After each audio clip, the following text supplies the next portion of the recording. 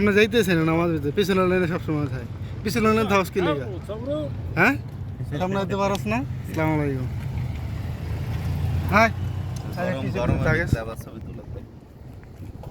ভাই সুররা সুররা বেশি সুরা কয় না, হাররে হাররা হাররা বাস কইছে সুরা। আমগর কি গরম আর ঠান্ডা আছে, আমরা বাঙালি মানুষ। আজকে সানগ্লাস হারায় বসেন না, সানগ্লাস তুই দোকানের ভিতরে রেখে সানগ্লাস আনস না গেলে জানাস না আমি সানগ্লাস ছাড়া চলতে পারি না। তুই লয়ে যেতে হ্যাঁ পারলি না তোর মান। হ্যালো আসসালামু আলাইকুম, কি অবস্থা সবার ভাই? আশা করি সবাই ভালো আছেন। আজকে বাংলাদেশে নেট নাই, আল্লাহ জানে আসলে বাংলাদেশে কি চলতে আছে। আবার সেই শাপলা চত্বরের মতো আবার সব মাইরা উড়া লাইনে আল্লাহ জানে কি দরকার ছিল সরকারের নেট মেট লইয়া যাওয়ার। এটা তো একটা শেষরামি ছাড়া কিছু না, শেষরামি ছাড়া কিছু এটা বল না, এটা ছোটো লোকের মতো না। নেট মেট বন্ধ করে এরপর স্টুডেন্টকে মারতে আছে, এটা তো ঠিক না। আল্লাহ এগুলো সইব না, সইব না। তো যাই হোক, আসলে জিনিসটা খুবই খারাপ।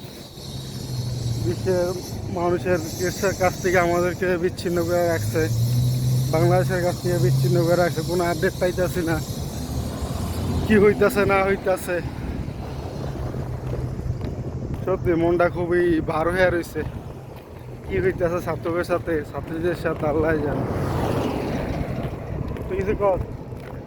আমি কিছু বললাম, সি সি সি কিছু বলার নেই। জায়গাতে যদি সন্তানও থাকতো তখন কি হতি? হ্যাঁ খালি খাবি আর ঘুমাবি আর বাচ্চা পয়দা করবে, এই তো দায়িত্ব দেশের প্রতি। হ্যাঁ বল, দেশের প্রতি আর কোনো দায়িত্ব নাই? দেশের কি দেশের কোনো খোঁজ খবরই নেই তো। সবাই তো একই অবস্থা। হ্যাঁ আপনাকে সরকার এই যে ছোট লোকের মতো একটা কাম করলো, নেট পেট বন্ধ করে দিয়ে আর শব্দ করে যে মারতে আছে, ঠিক নেই। না, এটা বদমাইশের কাজ ছিল।